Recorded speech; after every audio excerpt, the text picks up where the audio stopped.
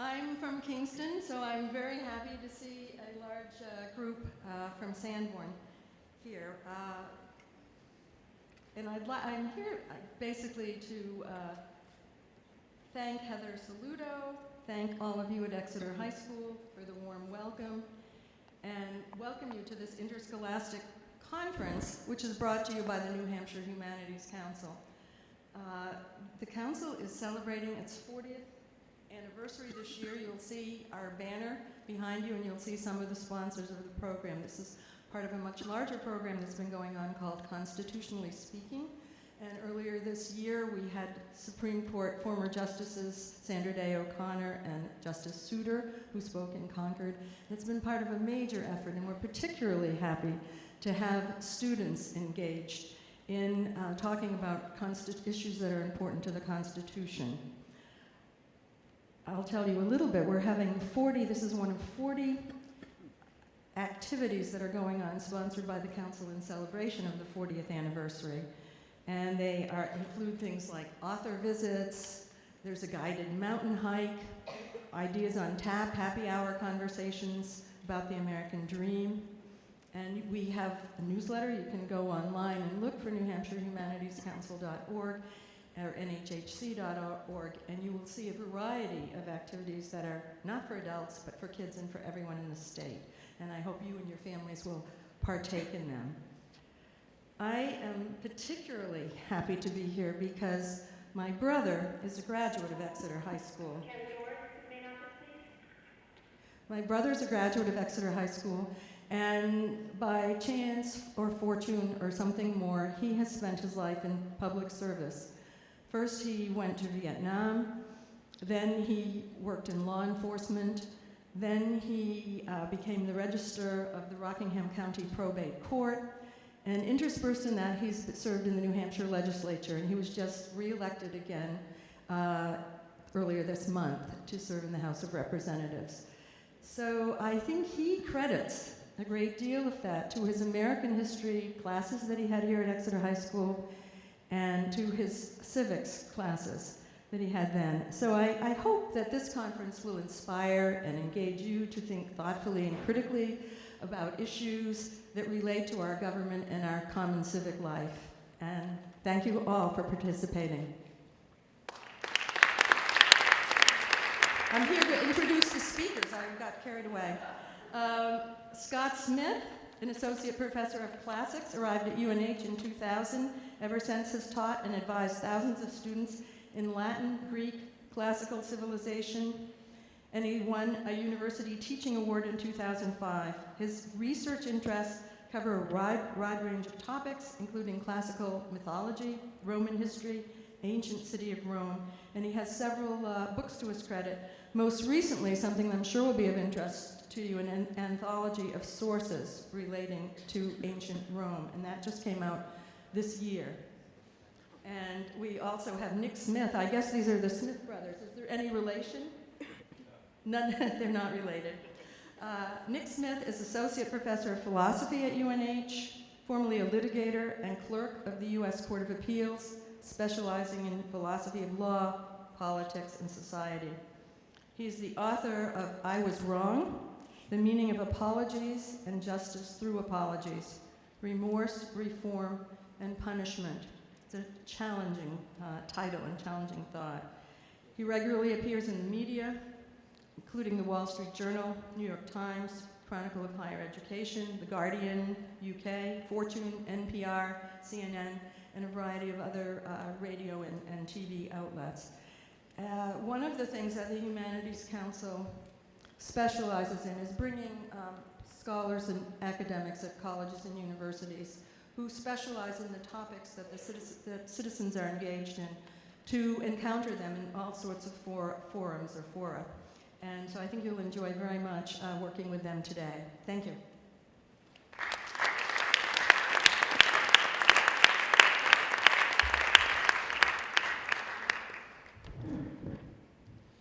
Welcome, everyone. I am the Scott Smith, and as the Romans would think that was an inauspicious start, but we'll prove them wrong. I am a professor of classics at the University of New Hampshire, And I'm very, very pleased to be here for the Constitutionally Speaking program here at Exeter.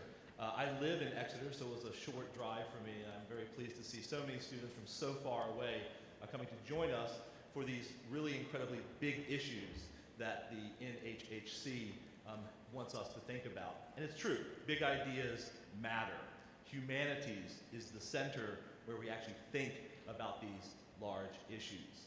My colleague Nick and I have spent our whole lives thinking that not only should we be teaching the undergraduates and college students, but we should also be reaching out to the citizens of New Hampshire. So we're very pleased to bring you here. So today, I just want to give you a brief overview, and I'll pass the mic over to my colleague about what we'll be doing today. First, we're going to be talking about some really giant issues about money in politics, how it relates to the democracy that we hold so dear. Raises big questions like what, in fact, is a democracy? What's a republic? What does money have to do with anything, as it turns out? And these are the questions that all of us are going to have to deal with in the next 30, 40, 50 years. So today is where we start thinking about these giant issues. We'll see a short video, and then we'll turn to the ancient world for just a few minutes, where we'll be doing an ancient voting system where we'll be actually electing the consul, the highest executive at Rome. This is a hands-on experience, and you'll see viscerally how money can fundamentally shape the way that we do our elections and our politicking.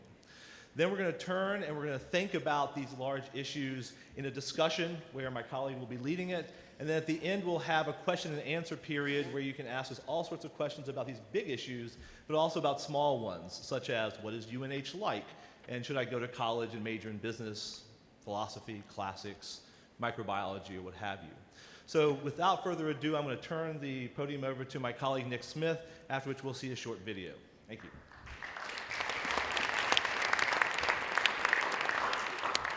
So I'm a real, live, living, professional philosopher. Right? Now, some people think philosophers, like, they existed thousands of years ago and now they're all dead. I'm a person, I used to be an attorney at one of the largest law firms in the world based in New York, making, big New York attorney money. And now I'm a professional philosopher. And one of the reasons it's fun to come to high schools is because most high schools don't have a philosophy curriculum, right? It's like you have history and biology and chemistry and you have no idea really what philosophy is. You kind of know what the word is vaguely, but you've never studied it.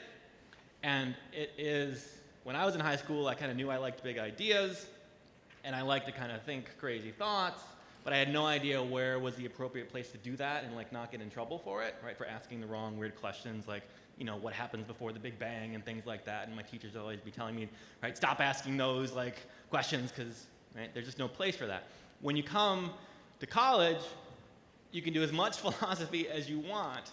I got hooked on it, and being able to bring some of these questions to you all today is extremely gratifying because I know some of you will just find it an interesting day. Some of you will think, holy smokes, like, people actually do this stuff all the time, and like, this is what college can be like, is asking like big, massive questions that I'm seriously interested in. It can be hugely fascinating, very engaging, disturbing, wild, crazy, right? Philosophy is really dynamic and powerful stuff. One thing that Scott and I do with high school students is we have a summer camp at UNH. And Scott, we have some slides, right? Yeah. We have a summer camp at UNH. We call it FLY, which is the Future Leaders Institute. And it's a week long.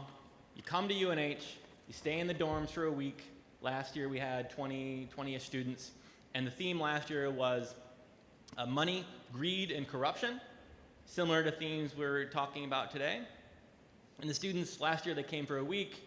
We, from all over the state, all over the region, lots of financial aid, right? A lot of students didn't have to pay anything. And you get to study philosophy and classics all week, right? What does corruption look like in the ancient world? How does it compare to corruption in the modern world? We talk about these issues, over, in canoes, swimming at the beach. Like, it's just a really fun, engaging time. This summer, we're doing a 2-week program. So some of the kids who participated last year are going to return. The first week will be a repeat of last year, money, greed, and corruption. The second week will be on money and politics, so precisely on the themes we're talking about today. You can come for both weeks if you're interested. But that kind of thing, to know those opportunities are out there and that when you go to college, you can major in things other than sort of the classes you've had in high school. I think for me that was hugely revelatory and changed my life. And also to know, as we had one slide up, that people wonder what philosophers and classicists, what do you actually do with your life? And one way people like to measure that is, parents always get freaked out when you tell them, I'm going to major in philosophy. And like, what are you going to play Frisbee for the rest of your life or something? Like, how's that going to be a real job? And it turns out that philosophy majors and classics majors, they make more money than almost all business majors. Like, we do very well as philosophy and classics majors because we can think, and we can read, and we can write, and we can communicate.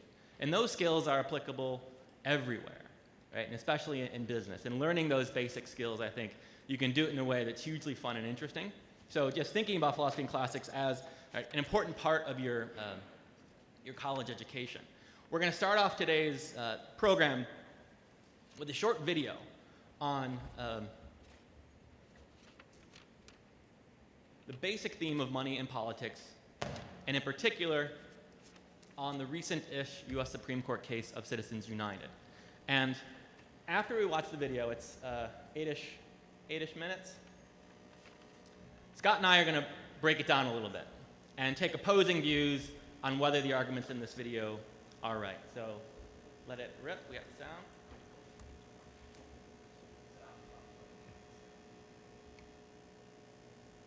Behind the story of stuff. That's when we'll find ways to turn this situation around.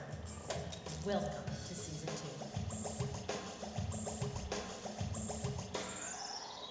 2. Bad for you, bad for America.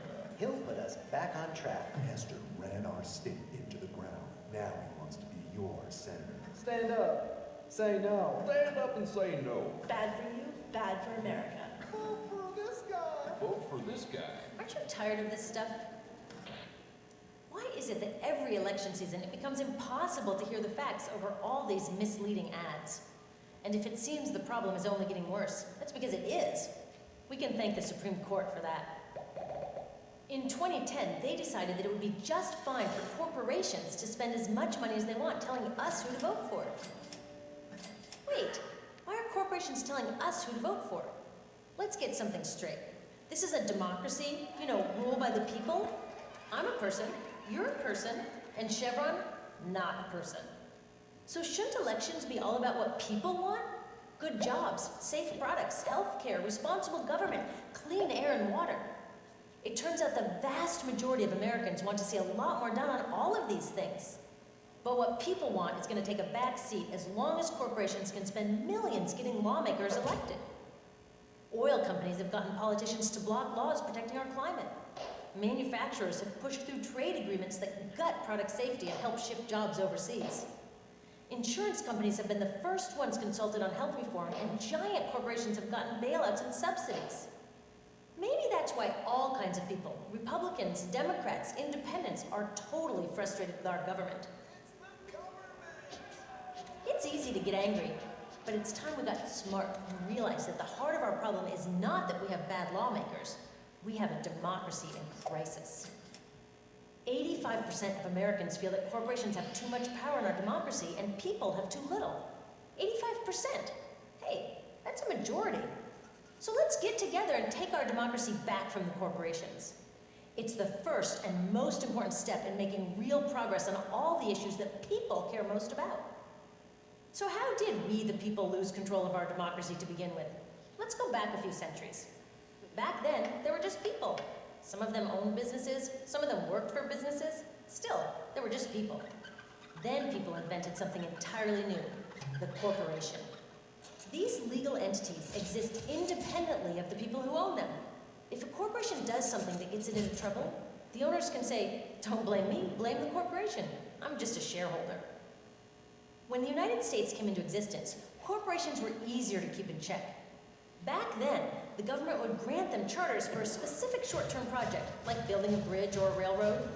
Once they fulfilled their purpose, they were disbanded. But over time, the law changed, and corporations no longer had to be turned off once their project was complete. They began to live on indefinitely, with a much more general purpose, profit. And And that's how the modern corporation was born. Today's corporations have evolved to have something very dangerous in their programming. Unlike people who are driven by all kinds of motivations, doing the right thing, love for family, their country, the planet, publicly traded corporations are now required by law and the markets to pursue one single motivation above all others: maximize value for shareholders. Make as much money as possible. That's it. No, really, that's what the law and the markets demand. Imagine a friend saying, "The only thing I care about is money." It's not someone you'd want to leave your kids with, or your democracy for that matter. Yes, it is people who run these corporations, but their human motivations come second. If they prioritize anything at all over maximizing profits, they're out of there.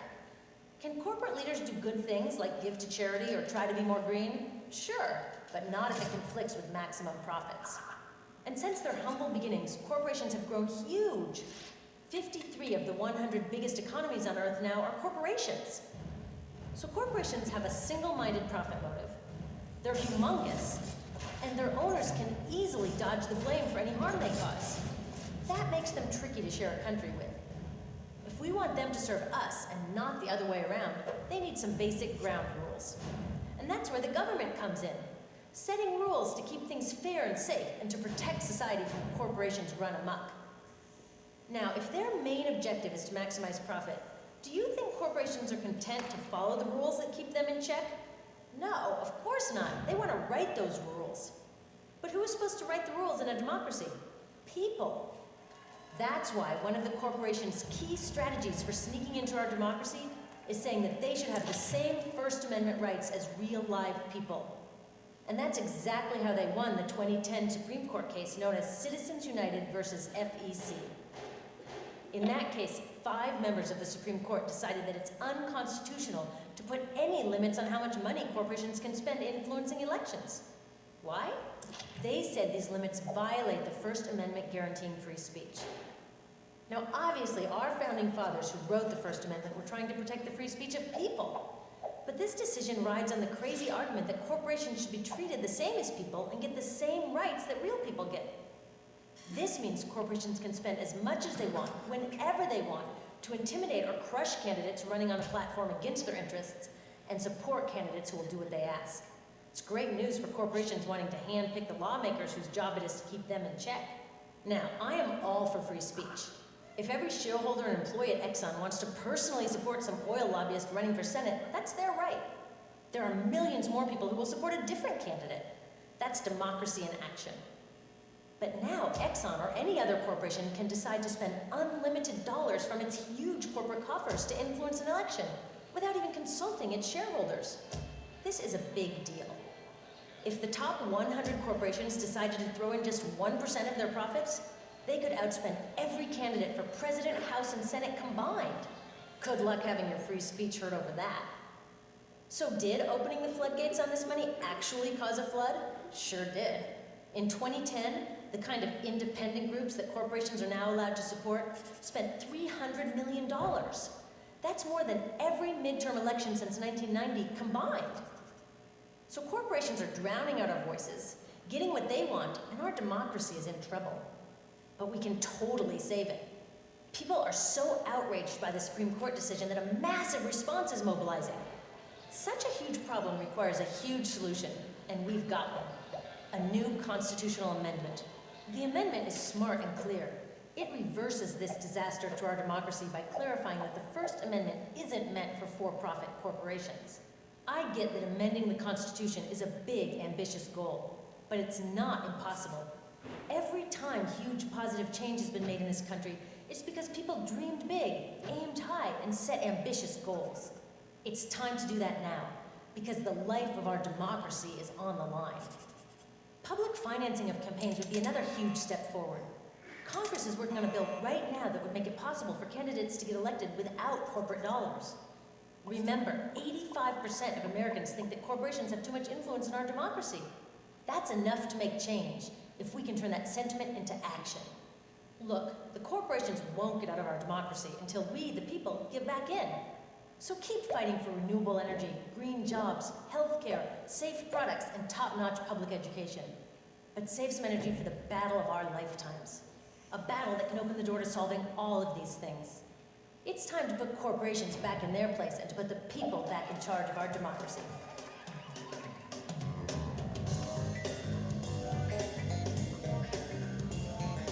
All right, so one of the stats cited in there was from the 2010 election, and the number they cited for amount spent, depending on how you counted on campaign financing, was 300 million, right? And we just came off an election cycle, 2014. Does anyone know how much was spent in 2014? 4 years later, how much was spent? Anyone want to guess how much was spent? Over $1 billion? Any bigger numbers? Bigger? 4 billion. So, right, so orders of 10, right? By orders of 10 in 4 years. Right, so $4 billion was just spent in 2014. We can only imagine what's going to be spent, right, in 2016, 2018. Right? We've got kind of an arms race of political spending because it seems like whoever is spending that money thinks it's money well spent. And the trajectory seems clear. So what we're going to have now is Scott is going to embody the persona of, introduce yourself. Thank you all. Hope you enjoyed that bit of socialist propaganda. I think some of you out here agree with me that there's nothing more incredibly disturbing than the idea that the government should even interfere with their lives in the least bit. How many of you agree with me? My name is David Koch. Thank you for having me today. I ran for the vice presidency on the Libertarian ticket back in 1980, and along with my brother, I am the second richest man in America. Right here standing in front of you, talking about these big issues. I see you smiling right there. You agree with me, don't you? Yeah. Okay, so what are we talking about here, right? What we're talking about is the idea that the government, right, can actually determine what I can and can't spend, right? Do you agree with that? No. Thank you. I appreciate that. All right. What we're talking about here, let's take one of those arguments that they put in there, straightforward. Let's not have corporate money. Let us instead have the government use its own money to sponsor the campaigns. So let's assume that I and the socialist Nick Smith are running against each other. We get equal money from the government. We each get $1 million from the government, right? Where does that money come from? Where's the government money come from? What? How? Taxes. That's right. So I assume that all of you, right, like paying taxes, right? Yeah, it's a good thing. It's a great thing, right? Paying all that hard-earned money that you made by doing whatever you do, right? So let me ask you a question. If you didn't know where that money was going, but it was used to sponsor some other candidate, is that right? Would you agree with that? Why? What's wrong with that? It's because you don't have a choice where your money goes, right? So all I want to do is to ensure, now think about this, that you can use your money the way you want to use it without anyone telling you how to use it. I want you to realize that you should be able to go to any source to get your information about what's right for a candidate, right? Why should the government tell me that I can't listen to Exxon? What if I like Exxon? I like Exxon. I had to drive a car, right? So what I want to point out is that all this is basically censorship for the First Amendment. That's what this is. They're stopping people. They're stopping people from being able to exercise the right to speak with their money. So what the government's trying to tell us here, and the socialist people behind it, is that what we should be doing is essentially stopping people from being able to say what they want. Right? Does that sound right? No. Thank you. I appreciate that. Right? There is nothing worse than that. So let me tell you about why libertarianism is what you should believe. Right? First of all, government is the enemy. Right? They take your money, they redistribute it wherever they want to, and you have no say over it. Right? It's a giant corporation in itself. Right? It does what it wants. It has a large police force. It has all kinds of social, right, services that it hands out to people.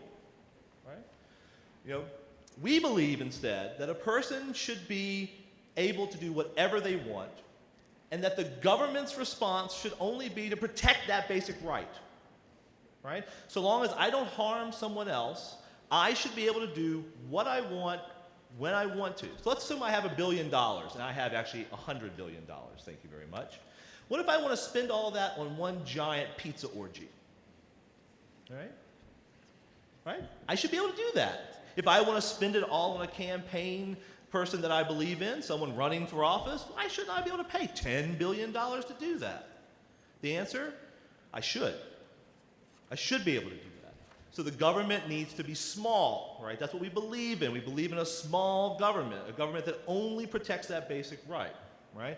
What we don't want the government to do is to meddle in markets, right? We don't want you guys to tell us, businessmen, what to do. We don't want regulation. We don't want to be overly taxed. We create the jobs, right? That's what we do. We create the jobs. So the more you put fetters on us, the more you tax us, the more you think about putting regulations on what we do, the fewer jobs we can actually give you, provide for you, right? We don't want any kind of oversight, right? So what do I believe in? Let's go to this image for a second, right? Every person is an island, right? That's what libertarians believe, that we have our own island, that we can do whatever we want to anywhere. How many of you have seen Parks and Recreation? Yeah, one of my favorite shows, surprisingly. The reason why I like it is that there's a character in there, Ron Swanson, right? He has a fantastic mustache, one of the greatest reasons to watch the show to begin with. But he agrees with me, right, that I should have the control over my life, right? The current administration, right, the current administration of the United States thinks that it can run my life better than I can. Well, I say to him, I can run my life fine all by itself. Just don't put any shackles on me. All right? That's all the time I've been allotted, so I'm afraid I have to turn it over to someone who doesn't agree at all with me. So please give a round of applause for my foil. Thank you.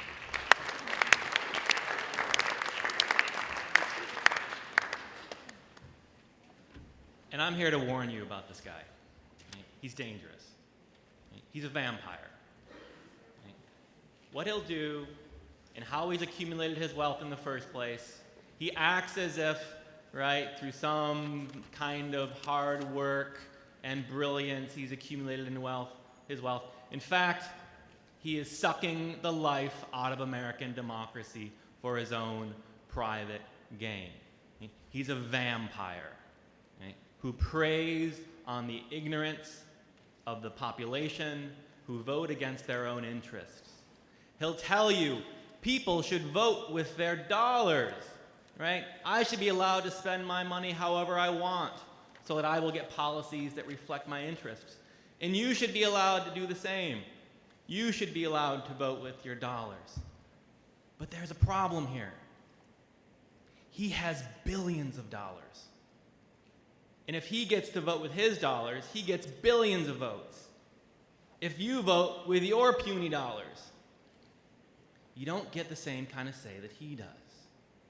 Right? So he wants you to believe that government should be, right, and it's weird even to say it, government should get out of the business of politics. Right? And we should leave running the country to people like him. There's a saying from Louis Brandeis.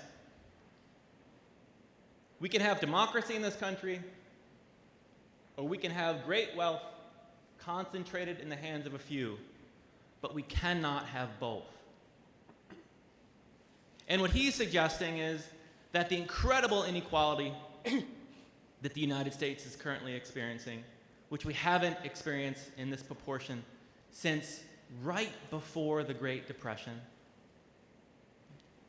that we should let these markets go about their business and continue business as usual, and allow him and his rich friends to control political ads, control political speech, and to dupe the American people into thinking that businesses and corporations are their friends, when in fact, businesses and corporations are not interested in you. They're only interested in money. If it was up to him, all of these socialist pockets in our country, think of the different kinds of socialist pockets we have in this country, right? If it were up to him, we would all be paying, privately for our own fire departments, right? So if your house gets set on fire, if the fire department will put it out, if and only if, you can pay. Public services are massively important. Take, for example, this very school. Right? This school, a public school, and the schools that most of you come from. Right? Public schools are experiments in socialism. We take tax dollars to educate our children. And we think that this is money well spent because in a democracy, you need the people to be somewhat educated.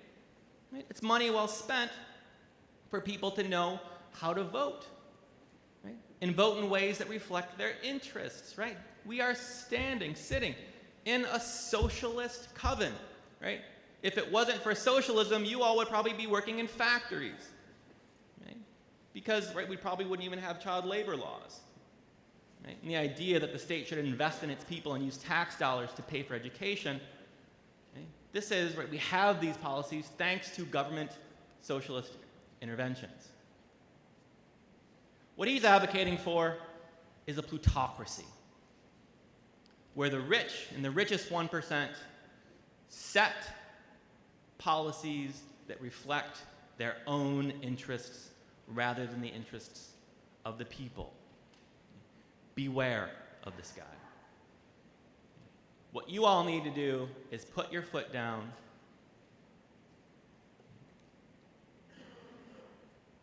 stem this massive tide of inequality, vote in ways that reflect the interests of the people rather than the interests of corporations. And we're going to now take a short poll. Take your smartphones out. Whoever's got a smartphone.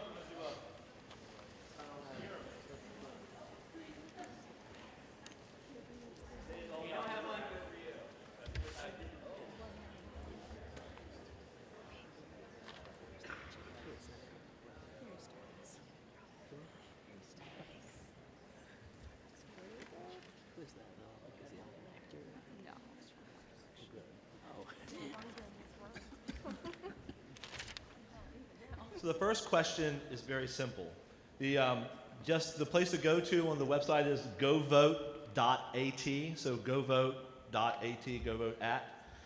Type in the code 875356, and you can vote. So in other words, the question here is very simple, right? Should, or how much should, the CEO of a company make more than the average worker? Right? We would think that someone who's in that position should make more money. Maybe you agree with that, maybe you don't. The question is maybe how much more. So if you guys want to go ahead and start voting, hopefully this will work. Oh, wow.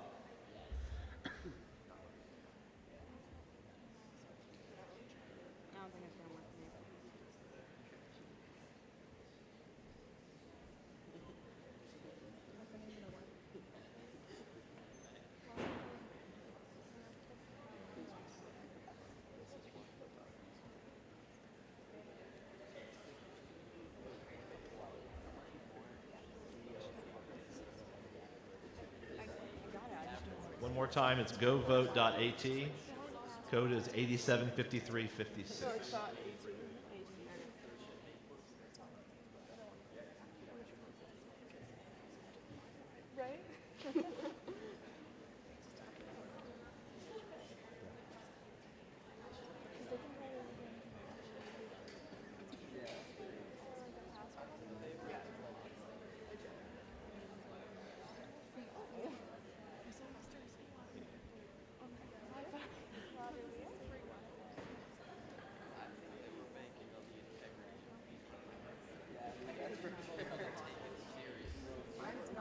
we'll close the voting in about 20 seconds, so last chance.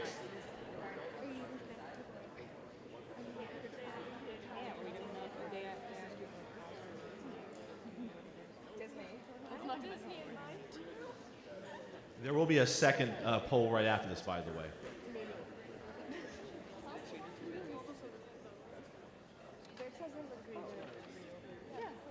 All right, so while those last votes are coming in, I just want to point out that the question we're asking here is a normative question, right? It's asking the question, what should be the case, right? It's a topic you'll meet in Dr. Smith's philosophy classes frequently.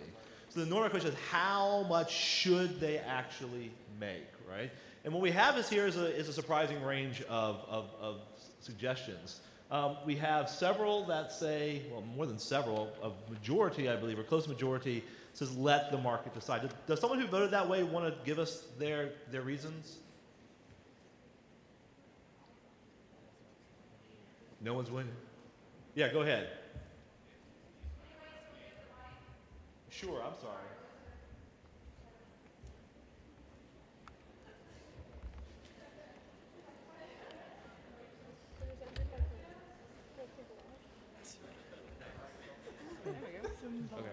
All right, Jeff from Sanborn. Wow, this is really loud.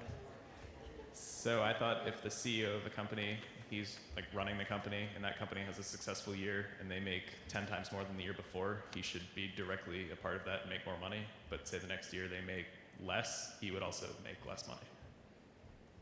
So what you're saying here is that it shouldn't be dependent upon just general market forces, but tied directly to performance. Is that what you're saying? That's it. Excellent. Everyone else who said that agree with that statement? Yeah. We have a couple people back there who may want to have a quick question. Well, no, I was just saying I agree. Oh, okay. Sorry, never mind. All right. So how about the same? Right, it's surprising. As someone who apparently has worked at the company for a while and who has some knowledge of the market forces, who has a wider, series of skills, bigger series of skills than the average worker, should they make more? Does anyone want to defend that position, that they should make the same? How about 3 times more? Why that number 3 times more?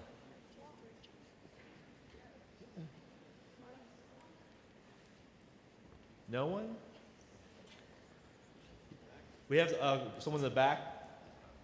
Thank you, by the way. I just thought of it in terms of you're getting paid for doing 3 times more work, and could you really possibly do like 10 times or 30 times or like 330 times as much work as other people in your company are getting paid? Excellent point. So what you're saying is that if the average worker makes $50,000, the CEO should make $150,000. That's more than enough that someone needs. Is that roughly what you're saying? Yeah. If you don't think that's enough money, then maybe you should pay your workers more too.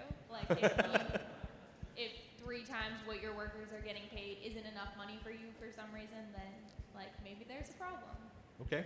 Excellent.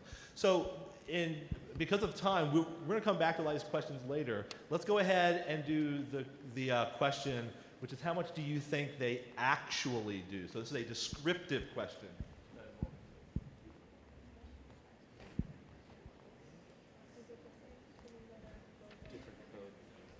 Right, and keep in mind this is the average worker, not the lowest paid worker, right? The average worker in a corporation. So from the cleaning services, right, compared with the chief executive.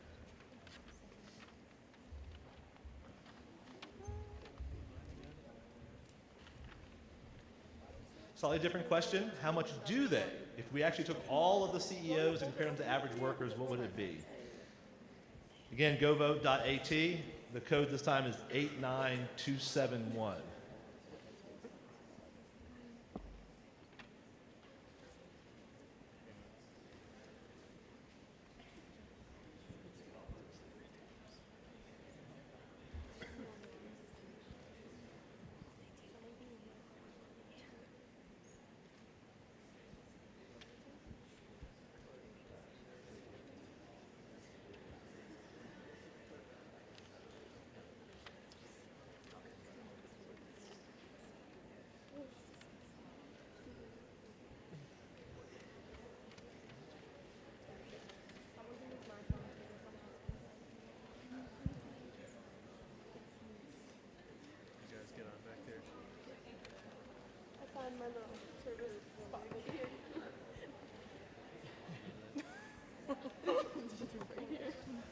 All right, I think we have a statistical group here.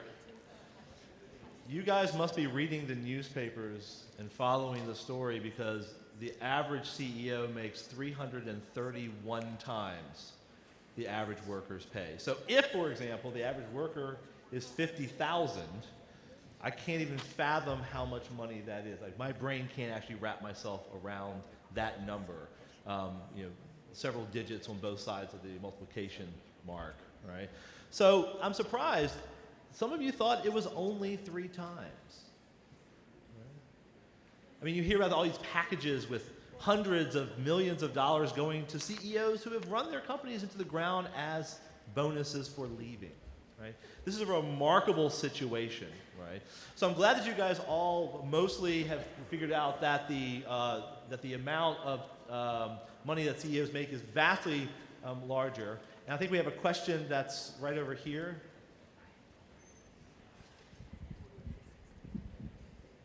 Which types of CEOs are we talking about? Because there's all different kinds of companies. Yeah, this is an aggregate of both the very, very, very large corporations, but also the smaller businesses. So any business that reports their CEO finances is actually included with these numbers. And you can have various, various subsegments. The majority of the larger ones, the larger businesses, that number is closer to the last one, so 450, when you talk about the Goldman Sachs and other large financial companies. Any other questions about this? Right back behind us? Great questions, by the way. Is the average worker defined as a minimum wage worker or somebody else? No, the average worker is key to the business itself.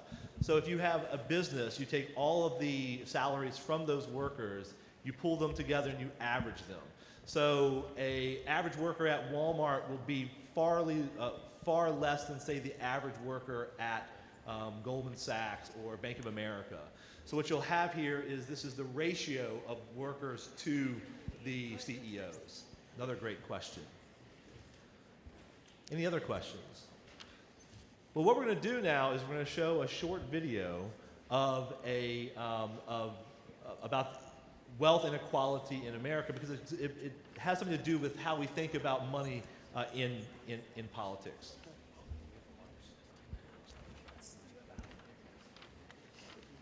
Keep voting. It's warm on the crowd. Can we get warm on the phone right now?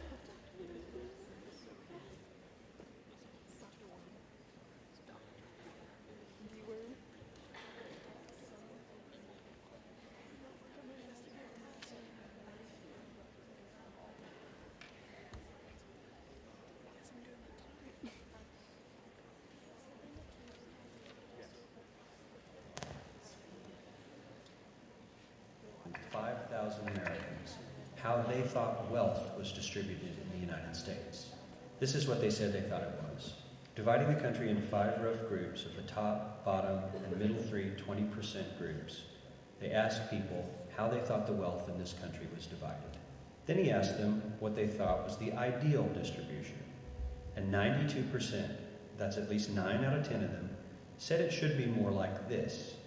In other words, more equitable than they think it is. Now that fact is telling, admittedly, the notion that most Americans know that the system is already skewed unfairly. But what's most interesting to me is the reality compared to our perception. The ideal is as far removed from our perception of reality as the actual distribution is from what we think exists in this country. So ignore the ideal for a moment. Here's what we think it is again. And here is the actual distribution, shockingly skewed. Not only do the bottom 20% and the next 20%, the bottom 40% of Americans barely have any of the wealth. I mean, it's hard to even see them on the chart. But the top 1% has more of the country's wealth than 9 out of 10 Americans believe the entire top 20% should have. Mind-blowing. But let's look at it another way, because I find this chart kind of difficult to wrap my head around. Instead, let's reduce the 311 million Americans to just a representative 100 people. Make it simple. Here they are. Teachers, coaches, firefighters, construction workers, engineers, doctors, lawyers, some investment bankers, a CEO, maybe a celebrity or two. Now let's line them up according to their wealth. Poorest people on the left, wealthiest on the right, just a steady row of folks based on their net worth. We'll color code them like we did before based on which 20% quintile they fall into. Now, let's reduce the total wealth of the United States, which was roughly $54 trillion in 2009, to this symbolic pile of cash. And let's distribute it among our 100 Americans. Well, here's socialism, all the wealth of the country distributed equally. We all know that won't work. We need to encourage people to work and work hard to achieve that good old American dream and keep our country moving forward. So, here's that ideal we asked everyone about. Something like this curve. This isn't too bad. We've got some incentive, as the wealthiest folks are now about 10 to 20 times better off than the poorest Americans. But hey, even the poor folks aren't actually poor, since the poverty line has stayed almost entirely off the chart. We have a super healthy middle class with a smooth transition into wealth. And yes, Republicans and Democrats alike chose this curve. 9 out of 10 people, 92%, said this was a nice, ideal distribution of America's wealth. But let's move on. This is what people think America's wealth distribution actually looks like. Not as equitable, clearly, but for me, even this still looks pretty great. Yes, the poorest 20 to 30% are starting to suffer quite a lot compared to the ideal, and the middle class is certainly struggling more than they were, while the rich and wealthy are making roughly 100 times that of the poorest Americans, and about 10 times that of the still healthy middle class. Sadly, this isn't even close to the reality. Here is the actual distribution of wealth in America. The poorest Americans don't even register. They're down to pocket change, and the middle class is barely distinguishable from the poor. In fact, even the rich between the top 10 and 20 percentile are worse off. Only the top 10% are better off. And how much better off? So much better off that the top 2 to 5% are actually off the chart at this scale. And the top 1%, this guy, well, his stack of money stretches 10 times higher than we can show. Here's his stack of cash, restacked, all by itself. This is the top 1% we've been hearing so much about. So much green in his pockets that I have to give him a whole new column of his own, because he won't fit on my chart. 1% of America has 40% of all the nation's wealth. The bottom 80%, 8 out of every 10 people, or 80 out of these 100, only has 7% between them. And this has only gotten worse in the last 20 to 30 years. While the richest 1% take home almost a quarter of the national income today, in 1976, they took home only 9%, meaning their share of income has nearly tripled in the last 30 years. The top 1% own half the country's stocks, bonds, and mutual funds. The bottom 50% of Americans own only 0.5% of these investments, which means they aren't investing. They're just scraping by. I'm sure many of these wealthy people have worked very hard for their money, but do you really believe that the CEO is working 380 times harder than his average employee? Not his lowest paid employee, not the janitor, but the average earner in his company. The average worker needs to work more than a month to earn what the CEO makes in 1 hour. We certainly don't have to go all the way to socialism to find something that is fair for hardworking Americans. We don't even have to achieve what most of us consider might be ideal. All we need to do is wake up and realize that the reality in this country is not at all what we think it is.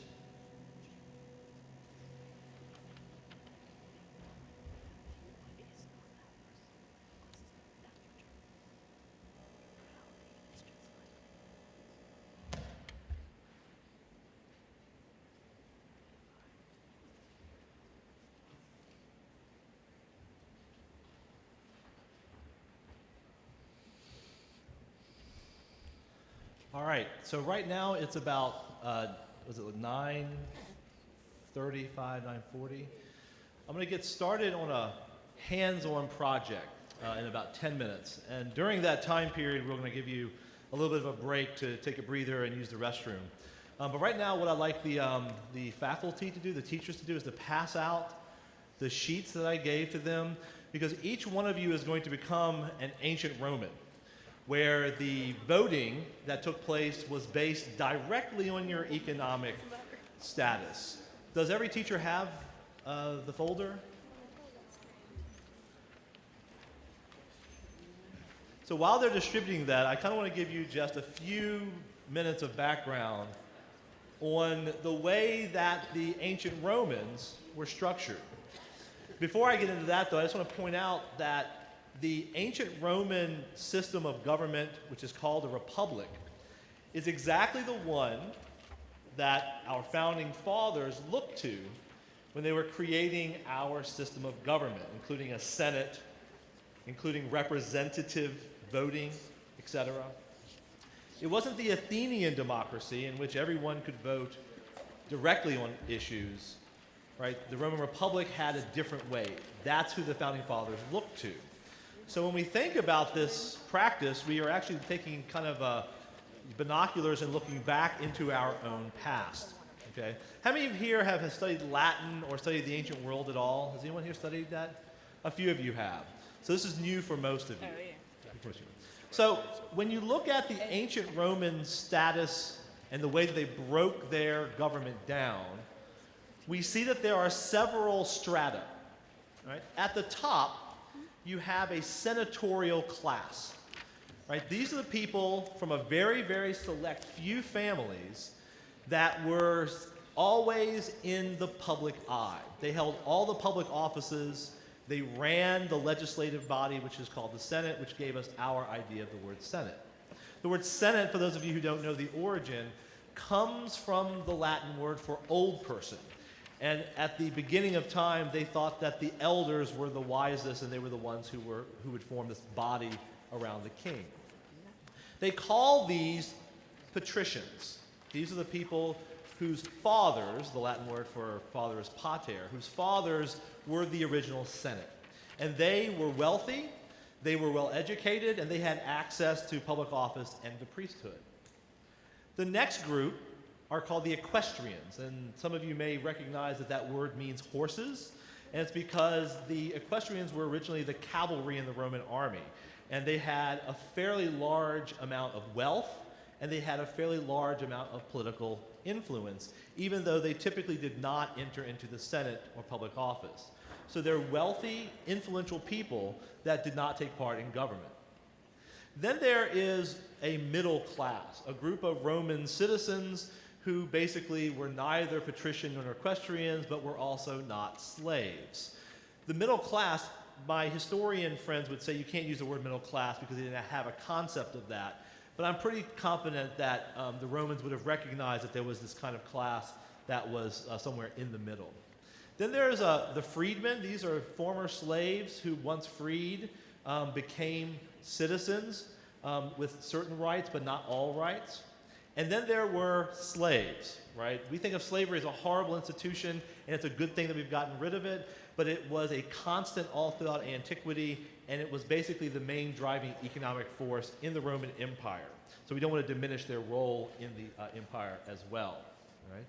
So it's a very, very stratified kind of society, right? You've got people in the upper class and people in the lower class, and they divided their voting policy based on economic wealth. Now, something you need to remember about this. In antiquity, wealth wasn't a bank account. It wasn't investments. It was all about how much land you owned. If you owned a lot of land, you were very wealthy. If you owned a little bit of land, you were kind of wealthy. If you owned no land, you were not wealthy at all. So land was the crucial key. Now, the Roman government, in a nutshell, is broken down into three parts. There's the Senate, a body of between 100 and 600 members who were basically the legislative branch. They made laws, they did other sorts of things that our Senate does as well. There's the people who vote people in. So they voted people into office. It wasn't a dictatorship like we see on the TV series Rome and all these other movies today.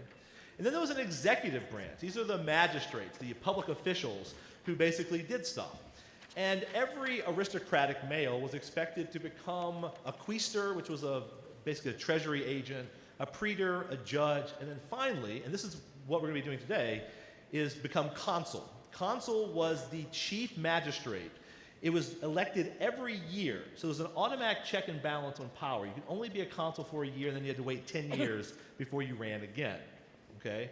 Today, right here, right now, we're going to vote for the next consul of Rome. And you'll see that there are two candidates, and you can read that on your own. We have Antony and we have Catiline. These are real figures, by the way, but we've readjusted them chronologically. So if you have a smartphone and you want to kind of look these people up, you can see who we've been looking at. Now here's how the voting works. And in about 2 minutes, we're going to divide you into your voting block, and you'll be caucusing for who you want to vote. We have what's called the centuriate assembly. So someone out there tell me, what does the word century mean? 100, right? So originally, these were blocks of 100 people who would vote, right? So that's why it's called the centuriate assembly, 100 men. They were organized by economic status, and there were in ancient Rome 193 from top to bottom. Each century gets together and votes, and then a representative then casts that vote for the whole century, and the base majority wins, okay? Here is the kicker. They went in order from wealthiest to least wealthy. And once a simple majority was done, no more voting took place, all right? So today, we're going to break you up into groups. You'll see in the upper right-hand corner your century or voting block. You will see on the side of the walls, 1, 2, 3, 4, 5, 6, 7 on your right, 8 through 14 on your left, and then magic number 15, the largest group, gets that center block right back there. So what we're going to do, let me give you one more set of instructions before you guys break up. We're going to give you about 15 minutes to talk about the candidates, to cast a vote. There are some questions down below for you to think about in your groups. We're going to flit about, and if teachers, you want to go around and kind of help guide discussion, that would be great. Then we're going to come back and we're going to cast the vote one by one, and we'll see how that all goes. Remember, this is also your bathroom break, so if you need to use a restroom, this is the time to do it. So we'll reconvene in about 5 or 10 after, okay? So go to your voting groups. If you have questions, don't hesitate to ask somebody. Okay, so up the stairs. Let's go. What class? 15. Wait, there's a 15. My name's Tiberius, though.